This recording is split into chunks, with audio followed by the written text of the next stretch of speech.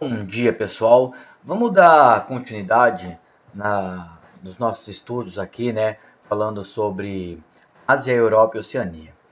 Então, para que fique claro, hoje a gente vai retornar à questão da exploração dos recursos naturais na Ásia, na Europa e na Oceania. Hoje, principalmente falando sobre Ásia e Europa, né? Primeiro, a gente tem que entender que Ásia e Europa, do ponto de vista geológico, formam um único continente chamado Eurásia. Não vou me cansar de dizer isso, uma vez que vocês precisam entender essa situação, ok? Por exemplo, a maioria dos recursos que for encontrado em um será encontrado em outro. Por quê? Porque nós temos aí, né, como eu já disse, um único bloco continental. Nós temos Europa e Ásia, eles são divididos em Europa e Ásia por questões culturais, por questões sociais. Agora, do ponto de vista da exploração e dos recursos existentes neles, a gente vai ter aí quase que a mesma coisa em ambos os continentes. A diferença é a exploração de cada um desses recursos e como elas são feitas, tá? Vamos entender a partir de agora como isso ocorre. Então, quando a gente fala em exploração de recursos naturais, uma das primeiras coisas que surgem à nossa cabeça são fontes de energia, né?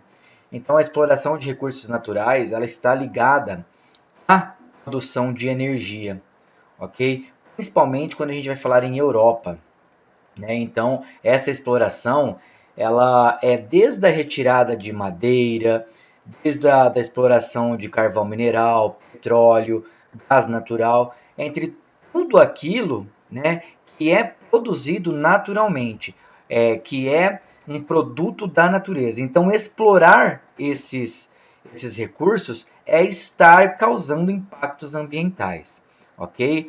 A grande questão aí é que hoje em dia há uma determinada preocupação para que esses impactos ambientais sejam diminuídos, né? Então, vamos entender então essas fontes de energia e tudo mais que a natureza nos fornece através da sua exploração. Bom, carvão.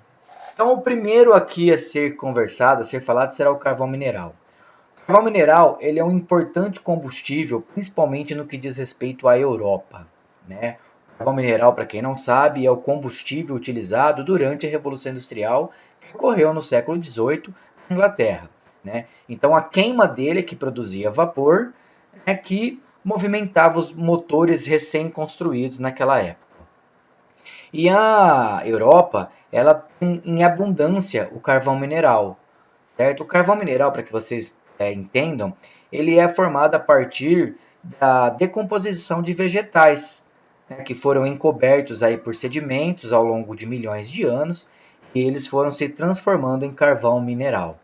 Geralmente eles ocorrem em bacias sedimentares, certo? Vamos lá, vamos entender. As regiões europeias mais ricas em jazidas carboníferas, né, é a região da Silésia, na Polônia, e no Reino Unido.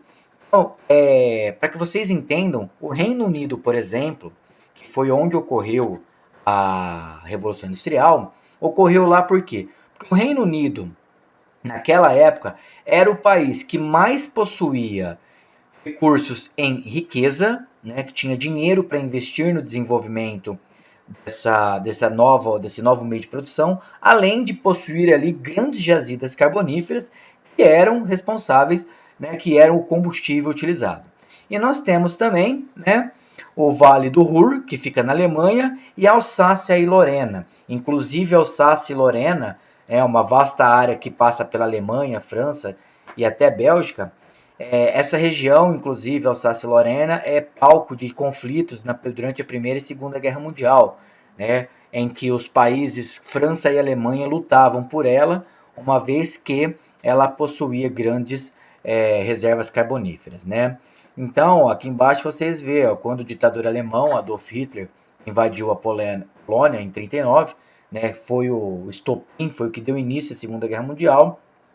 A Alemanha nazista queria, né, essa região porque ela era riquíssima em carvão mineral, ok? Então aqui, por exemplo, a gente vai ver que as maiores reservas comprovadas, isso eu deixo claro porque quando a gente fala em reservas comprovadas, são reservas que podem ser comprovadas, que existem já, né? Elas são, em 2016, os Estados Unidos, né? Depois a Rússia, que fica na Europa, parte na Europa e parte na Ásia, China, Austrália, Índia, Alemanha, Cazaquistão, Ucrânia e 12% outros países aí pelo mundo todo, ok? Então, aqui a gente vai ver, ó, tá? Essa é uma foto da China, né, que fica na Ásia. Então, assim, é uma cidade de Boutou, na região da Mongólia, interior norte da China. Principal área produtora de carvão mineral no país em 2016. Olha, né, o impacto ambiental causado por poluição atmosférica, que nós vamos estudar no próximo capítulo e vamos rever com maior cuidado essas situações. Então vamos lá, pessoal, vamos dar continuidade.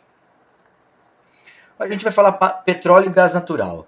Petróleo e gás natural são dois combustíveis fósseis também, assim como o carvão mineral, que exigem aí muita técnica, um gasto bastante grande para sua exploração, né? O petróleo hoje, ele é um dos principais, se não o principal fonte de energia do mundo, por conta da sua fácil transportabilidade, né? Ele pode ser transportado pelo mundo todo. Então, o petróleo hoje, assim como o gás natural, ele tem um papel importante na geopolítica mundial, principalmente, né, quando se refere ao Oriente Médio, ok? Então, o petróleo também, assim como o carvão mineral foi disputa durante a Primeira e Segunda Guerra aí, nós temos o petróleo hoje envolvido nos grandes conflitos mundiais, principalmente no que se diz respeito ao Oriente Médio. Lembrem-se disso, ok? Então o petróleo, assim como o gás natural e assim como o próprio carvão mineral, eles são encontrados em bacias sedimentares, né? São combustíveis fósseis, são combustíveis finitos, né? Eles não são renováveis. Só que eles têm um grande problema também com relação aos impactos ambientais. A queima desses combustíveis é altamente poluente. Mas vamos dar sequência aqui para a gente poder entender isso. O petróleo, ele é o maior produtor de petróleo no mundo hoje né, o Oriente Médio, fica ali nos Emirados Árabes, e ele também, né, ele passou por um processo aí de grandes conflitos e situações aí geopolíticas no que diz respeito à sua aquisição e tudo mais. Então, aqui a gente vai ver aqui, ó, que quando as reservas de petróleo da região começaram a ser reveladas e exploradas, no início do século XX, a maior parte dos territórios do Oriente Médio se inseria na Pérsia, né? Quando eu falo Pérsia, ele faz parte aí, essa Pérsia faz parte do Império Turco Otomano, que acabou, né, se fragmentando durante aí o período da Primeira Guerra, se tornando hoje os países que a gente conhece aí, Irã, Iraque, entre outros, né? Então, aí a gente já vê que essa situação já causaria algumas situações aí de conflitos. Então, as exportações petrolíferas provenientes do Oriente Médio se destinam ao abastecimento de países em todos os continentes. Quando eu digo todos, é todos mesmo, né? E dependem desse recurso para suprimento de combustíveis e energias e outros serviços essenciais, como, por exemplo, né, a energia elétrica produzida pela queima desses combustíveis, né, a termoelétrica. Tá? Então, esse fato já faz com que os países do Oriente Médio sejam riquíssimos no que diz respeito a essa situação, né? Nós temos aí os sheiks árabes, né, riquíssimos, donos de clubes na Europa, donos de várias situações no mundo todo aí, e esse dinheiro, né, é proveniente da exportação de petróleo. Acaba, né, tendo um forte poder de barganha em negociações comerciais e geopolítica. E isso é importante. Da mesma maneira e nós temos esse poder de barganha entre as negociações aí comerciais e geopolíticas, eles também têm um alto poder destrutivo, uma vez que o petróleo, né, ele sempre vai estar envolvido em guerras e conflitos nessa região e no mundo todo. Tá? Então, ó, é notório, entretanto, que apesar da riqueza proporcionada pelo petróleo, aos regimes que governam os países do Oriente Médio, eles enfrentam problemas relacionados à pobreza de suas populações. Por quê? Porque os grandes sheiks, né, que estão dominando o país aí são ricos, mas a maioria esse dinheiro não é, né, é distribuído para a população não tem acesso a esse dinheiro, uma vez que grande parte desses países, eles são governados por ditadores, né? Então a ditadura, não existe ditadura boa, seja ela de um lado ou de outro, e isso se torna um grande problema, né? Dando continuidade aqui, ó, a gente vai ver que a geopolítica do Oriente Médio tem implicações em muitos conflitos regionais, como eu já havia dito. Um deles, por exemplo, foi o ataque do Iraque ao Kuwait, em que desencadeou a Guerra do Golfo com a inclusão dos Estados Unidos nessa batalha, uma vez que os Estados Unidos é o maior consumidor de petróleo do mundo, e ele tem interesse, né, em manter aí a política da boa vizinhança, uma política de paz, para que ele possa negociar o petróleo sem que haja aí uma situação de conflito que geralmente acabam encarecendo o petróleo. Tá? Então gostaria que vocês entendessem bastante isso, que o petróleo é causa de vários conflitos nessas regiões. A guerra da Síria, por exemplo, está relacionada em alguma parte com o petróleo, porque a Síria, que vocês entendam, é o caminho do petróleo até a Rússia, até a Europa. Então, tem toda essa situação, né? O petróleo, ele, apesar de ser aí um grande avanço para a humanidade no que diz respeito à fonte de energia, ele é um grande atraso porque ele causa todas essas situações, ok? Vamos dar seguimento aqui, ó. A gente vai ver aqui, ó.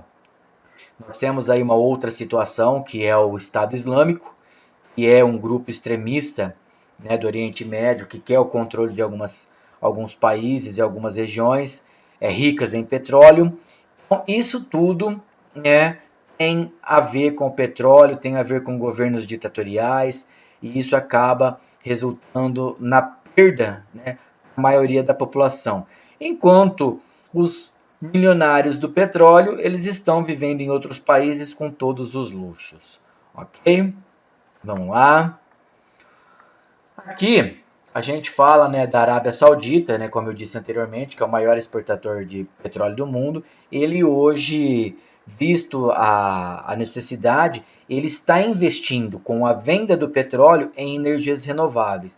Então eu gostaria que depois vocês dessem uma lida nisso aqui, é muito importante, porque a Arábia Saudita já percebeu a necessidade de se desenvolver combustíveis renováveis, uma vez que os combustíveis fósseis eles são finitos. Uma hora vai acabar, e se eu não tiver desenvolvido um outro tipo de energia, uma outra fonte de energia, renovável principalmente, eu vou ter um impacto muito grande no que diz respeito não só à economia, mas vidas humanas, né? Porque possivelmente nós entraríamos em colapsos e guerras. Então isso é uma das coisas bastante interessantes. Bom, vamos aqui continuar. Gás natural é outro combustível, tá? Fóssil, como eu disse anteriormente. Ele está ali associado às jazidas de petróleo, né? Porque o petróleo, quando o, o, os fósseis vão se dissolvendo, né? Ele vai gerando um gás, e esse gás natural.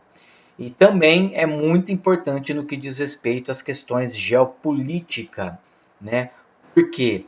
Porque é um combustível que muito utilizado por vários países, principalmente ali na Europa também, e as maiores jazidas estão também, tá, no Oriente Médio, o que causa também essa grande situação.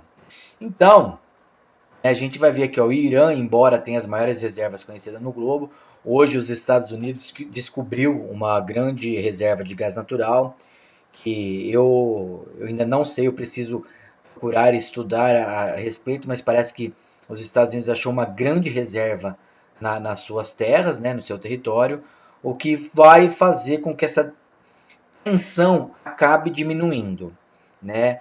Então, assim, a gente tem essa situação. Porém, né, o Irã, ele, como ele era uma das maiores reservas do globo, ele enfrenta dificuldades comerciais. Por quê?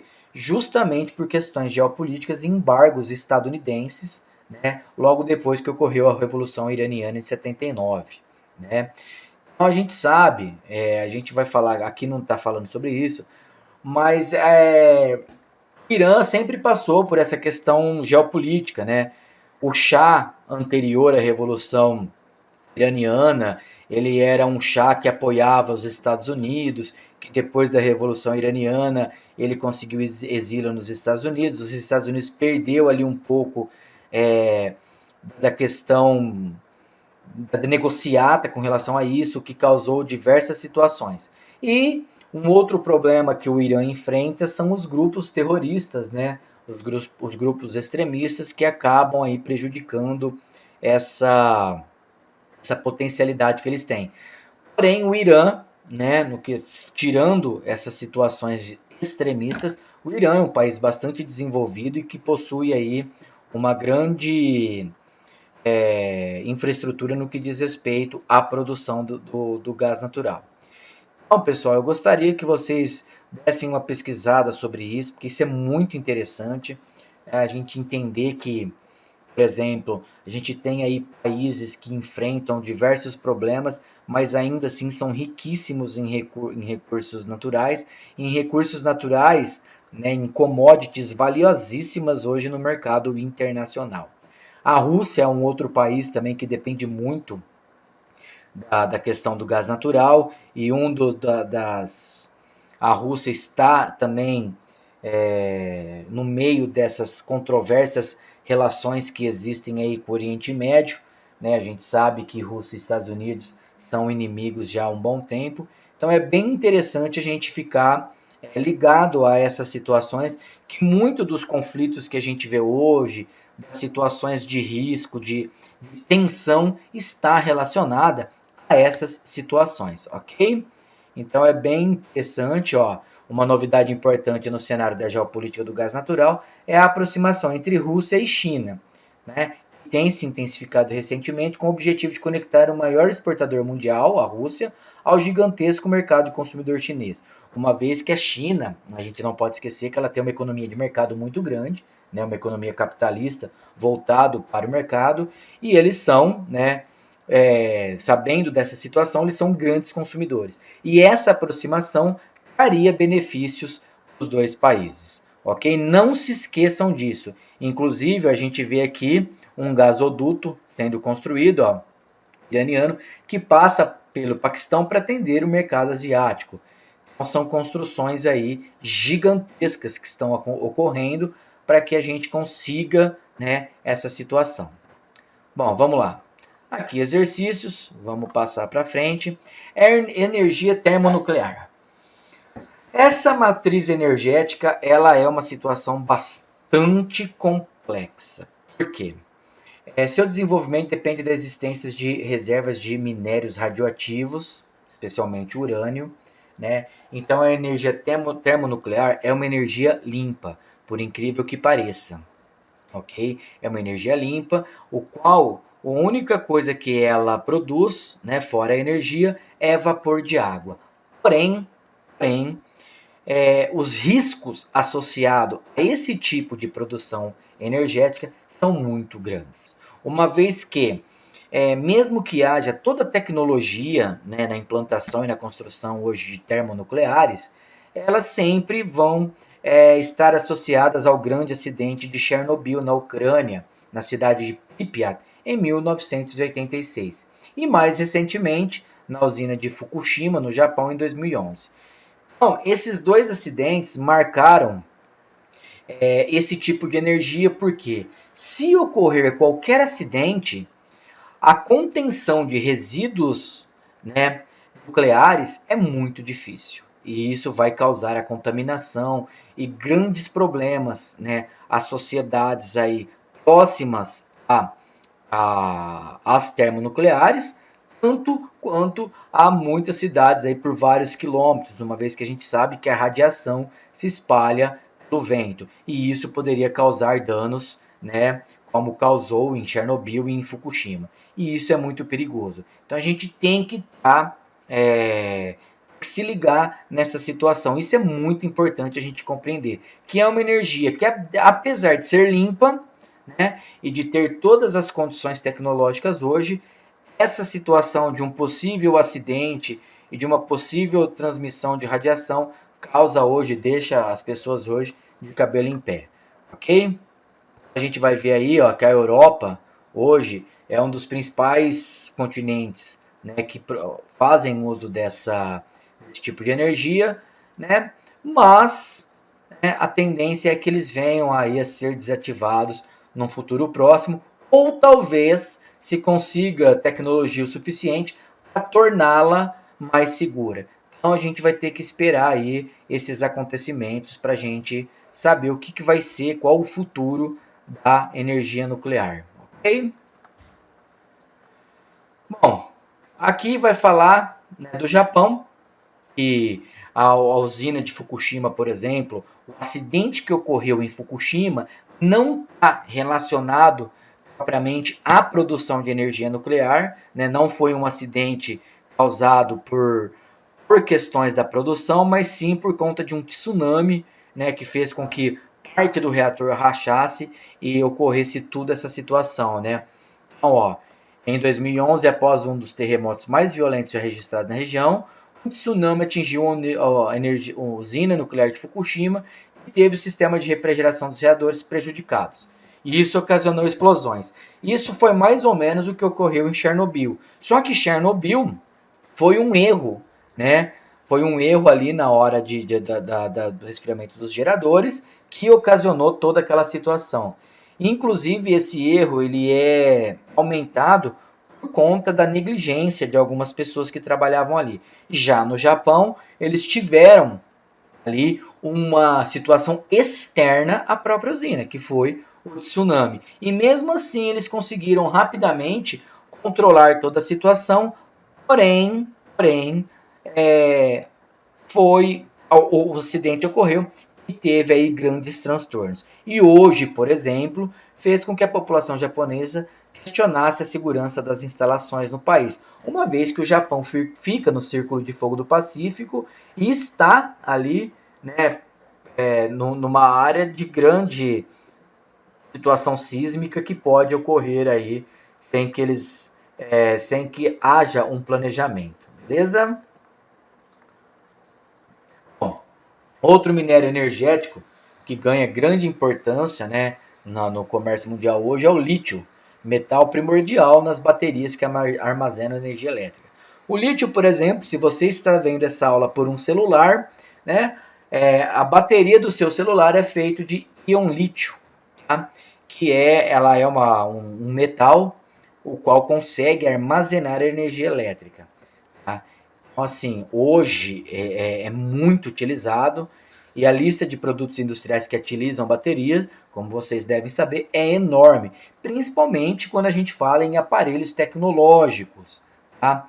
Os dois países que mais apresentam reservas desse mineral é a Bolívia, na América do Sul, e o Afeganistão, na Ásia, que fica ali no Oriente Médio. Este último, né, vive uma sucessão de invasões, guerras e conflitos civis há décadas, né? Isso tudo está relacionado às questões religiosas.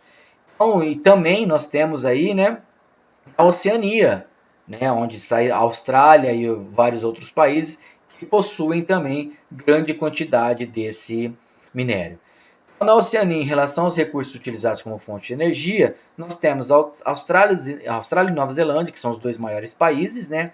Lembrando que grande maioria são de ilhas vulcânicas, são países menores, que contam com reservas consideráveis de petróleo, carvão mineral e gás natural. A Austrália ainda é muito rica em outros minérios, como ouro, ferro, manganês, chumbo, cobre e bauxita. A gente tem que lembrar que a Oceania, ela tem aí a Austrália, que fazia parte, né, de um bloco continental, a Gondwana, que durante alguns milhões de anos atrás, né, pertenciam à Pangeia e com a tectônica de placas eles foram se dividindo. Isso é bem interessante. Então, o restante da Oceania é formada por ilhas vulcânicas, ok? Então, essas ilhas vulcânicas, elas possuem uma menor gama, né, de recursos minerais, mas ainda assim, por serem de origem vulcânica, podem aí apresentar minérios como minério de ferro, entre outros, né? Então é bem interessante a gente se ligar nisso. Outra situação também, né, é a Papua Nova Guiné, na região da Polinésia. A produção mineral de maior valor econômico é de fosfato, né, principalmente Nauru, que ainda atualmente, né, está em forte queda, só que o fosfato ele é muito importante para essa situação. Apesar que o fosfato, né, a gente vai ver no próximo capítulo, que ele é uma situação muito grave no que diz respeito a impactos ambientais. Tá? Bom, vou parar por aqui hoje a aula. A próxima aula a gente vai falar sobre trabalho e economia. Qualquer dúvida estarei à disposição. Beijo e até a próxima aula.